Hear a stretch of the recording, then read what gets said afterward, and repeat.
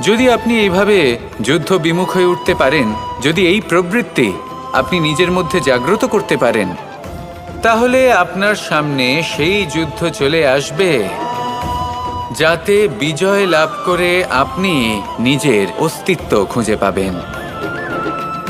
আর সেটাই হলো সবথেকে বড় জয়লাভ। আসুন আমার সাথে ভালোবেসে বলুন, রাধা রাধা। এই সংসারের একটা নিয়ম আছে, বা বলতে পারেন লোকে তাই বলে, যে শক্তিশালী হয় সে শক্তিহীনকে নত করে দেয়। এমনটাই হয়, তাই না? আবশ্যক নয়, কখনো কখনো এমনও হয় একজন অসমর্থ ব্যক্তি সমর্থ ব্যক্তিকে নত করে দেন। এটা সম্ভব, এও হতে পারে। আর এটা তখন হতে পারে যখন তার মধ্যে ভালোবাসার শক্তি থাকে। ভালোবাসার শক্তি এই সংসারে সবথেকে বড় শক্তি হয়। এই ভালোবাসার শক্তি দ্বারাই নির্ধন সুদামা আমাকে দিয়ে নিজের পা ধুইয়ে নিল, কিছু না বলেই, কিছু না চেয়েই। এই কর্মের আধার ছিল শুধুমাত্র ভালোবাসা। খুব শক্তিশালী হয় এই ভালোবাসা। ভালোবাসার শক্তি দ্বারাই আপনি হিমালয় পর্বতকে নত করতে পারেন, তাহলে কি অসম্ভব হতে পারে? এই ভালোবাসার শক্তির সঞ্চার করুন, আর এই ভালোবাসার সাথেই বলুন, রাধা রাধা। মানুষের জীবনে স্বচ্ছতার একটা আলাদা গুরুত্ব আছে। যদি আপনি নিজেকে স্বচ্ছ রাখেন, তাহলে আপনার নিজেরও ভালো লাগবে, সামনের ব্যক্তিরও ভালো লাগবে, একটা অন্যরকম প্রভাব পড়বে। কিন্তু একজন শ্রেষ্ঠ ব্যক্তি কিভাবে হয়ে ওঠা সম্ভব? যার মধ্যে গুণ আছে, শিক্ষা আছে, শুভ চেতনা আছে, যিনি সৎকর্ম করেন। কিভাবে হব সেই ব্যক্তি যার মধ্যে জ্ঞান আছে? শুধুমাত্র স্বচ্ছ থাকলে তো তা হওয়া সম্ভব নয়। প্রথমে আপনাকে বুঝতে হবে যে মানুষের মধ্যে 4টি মূল তত্ত্ব আছে। প্রথম হলো তার শরীর, যার দ্বারা উনি যে কোনো কর্ম করে থাকেন। দ্বিতীয় তত্ত্ব হলো তার মন, যার দ্বারা কোনো কর্ম করার জন্য সে নিজেকে প্রেরণা দিতে থাকে। তৃতীয় তত্ত্ব হলো বুদ্ধি, যে কর্ম আমরা করতে চাই, যে লক্ষ্যে আমরা পৌঁছতে চাই, সেটা আমরা কিভাবে কোন পথে করব সেটা স্থির করা যায় বুদ্ধি দিয়ে। আর চতুর্থ তত্ত্ব হলো আত্মা। আত্মা হলো এমন এক তত্ত্ব যার কোনো সমাপ্তি নেই। আত্মা হলো অজয়। কিন্তু এরও শুদ্ধিকরণের প্রয়োজন হয়। এই 4টি তত্ত্বের শুদ্ধিকরণ করতে থাকুন, এদের নির্মল রাখুন, শুদ্ধ রাখুন। এবং এটা কিভাবে হবে? শুভ চেতনা দ্বারা, জ্ঞানের দ্বারা, এবং সবথেকে বেশি গুরুত্বপূর্ণ প্রেমের দ্বারা। আসুন আমার সাথে ভালোবেসে বলুন, রাধা রাধা।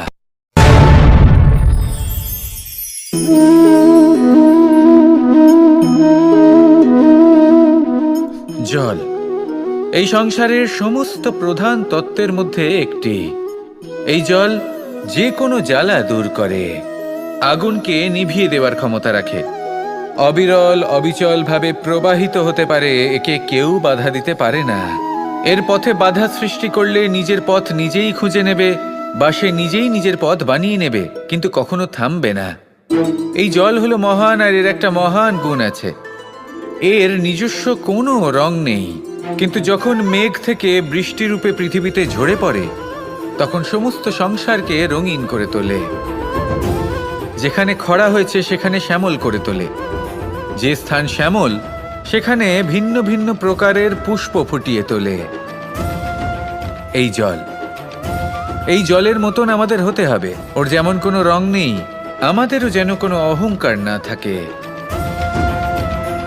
শুধু কর্মের এই ধারাতে বইতে থাকুন, এই সংসারের মঙ্গল করতে থাকুন, শ্রেষ্ঠ কর্ম করতে থাকুন। এই সংসারকে এটা বলার কোনো প্রয়োজন নেই যে আপনি কে।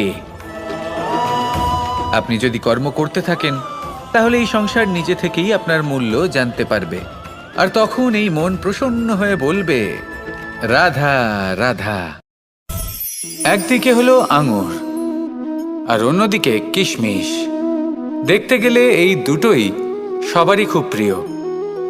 শিশু হোক, যুবক হোক বা কোনো বৃদ্ধ ব্যক্তিই হোক না কেন। আর দেখতে গেলে এই কিশমিশ এটা আঙুর থেকেই আসে, তারই অন্য একটি রূপ। কিন্তু কখনো হাটে যান আর গিয়ে জিজ্ঞেস করুন যে এই কিশমিশ আর আঙুর এই দুইয়ের মধ্যে অধিক মূল্য কার। আপনিও নিশ্চয়ই জানবেন যে কিশমিশের মূল্য আঙুরের থেকে অনেক গুণ বেশি। এবার এরকম কেন হয়? এর পেছনে কি কারণ থাকতে পারে? একদিকে হলো সেই আঙুর যা টাটকা অবস্থায় গাছ থেকে পেড়ে খাওয়া যায়, আর অন্যদিকে হলো কিশমিশ যাকে মাসের পর মাস রোদে ফেলে রাখা হয়। একদিকে আঙুর যা কিনা অত্যন্ত রসালো, আর কিশমিশে কোনো রসই নেই। একটি হলো অত্যন্ত কোমল এবং সুন্দর, অন্যটি অমসৃণ এবং তাতে বিন্দুমাত্র সৌন্দর্য নেই, তাও তার মূল্য বেশি। এইসব কেন হয়? এই কারণেই হয় কারণ সেই আঙুর অনেক মাস পর্যন্ত রোদ সহ্য করে থাকে, কষ্ট সহ্য করে থাকে, তবেই সেই আঙুর কিশমিশে পরিণত হয়। এবার জীবনের কড়া রোদ যাকে সহ্য করতে হয় তার সাথেও এটাই হয়ে থাকে, তারও মূল্য আপনা থেকেই বৃদ্ধি পায়। আপনার জীবনে আপনার গুণ, আপনার প্রতিভা তা অত্যন্ত গুরুত্বপূর্ণ। কিন্তু যখন আপনি অভিজ্ঞতা লাভ করেন তখনই সেই অভিজ্ঞতা আপনার গুণ এবং প্রতিভাকে আরও অনেক বেশি শ্রেষ্ঠ করে তোলে। তাই জীবনের কঠোর রোদের মধ্যেও দাঁড়িয়ে থাকাটা শিখে নিন, সাহসের সাথে কঠিন পরিস্থিতির সম্মুখীন হওয়াটা শিখে নিন।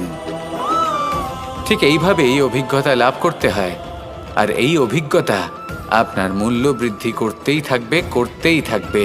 আর তখন এই মন প্রসন্ন হয়ে বলবে, রাধা রাধা। আমাদের সকলের জীবনেই দুই ধরনের ব্যক্তি থাকেন, বন্ধু এবং শত্রু। তারা হলেন আমাদের প্রিয় বন্ধু, যারা আমাদের জীবনে সবসময় আমাদের পাশে থাকেন। কখনো কখনো আমরা তাদের জন্য কিছুই করি না, তাও তারা আমাদের আনন্দ প্রদান করেন, ভালোবাসা প্রদান করেন। আর অন্যদিকে থাকে আমাদের শত্রু। দেখতে গেলে যখন আমরা জন্ম নিই তখন কিন্তু আমাদের কোনো বন্ধু থাকে না, আমাদের কোনো শত্রুও থাকে না। কিন্তু যত ধীরে ধীরে আমরা জীবনে এগোতে থাকি, আমাদের বয়স বাড়তে থাকে, তখন আমাদের বন্ধু আর শত্রু এই দুইয়ের সংখ্যা বাড়তে থাকে। আর সেই সব কিছু নির্ভর করছে আমাদের কথার ওপর এবং আমাদের ব্যবহারের ওপর। এবারে আপনি যদি কোনো ব্যক্তিকে স্বাগত জানান উদার চিত্তে, ভালোবেসে, তাহলে সেই ব্যক্তি আপনার বন্ধু হবেই হবে। কিন্তু যদি আপনি নিজে হাতে কাউকে সামনে অগ্রসর হতে বাধা দেন, বিনা কারণে তার সাথে খারাপ ব্যবহার করেন, তাহলে তার মনে শত্রুতার বোধ অবশ্যই জেগে উঠবে। আর রইল বিষয় কথার, যদি আপনার কথা মধুর হয় তাহলে সবাইকে আপনি আপন করে নিতে পারবেন। এই কথাই যদি কটু হয় তাহলে আপনার আপনজনেরাও দূরে চলে যেতে পারে। তাই নিজের কথার ওপর সংযম রাখুন।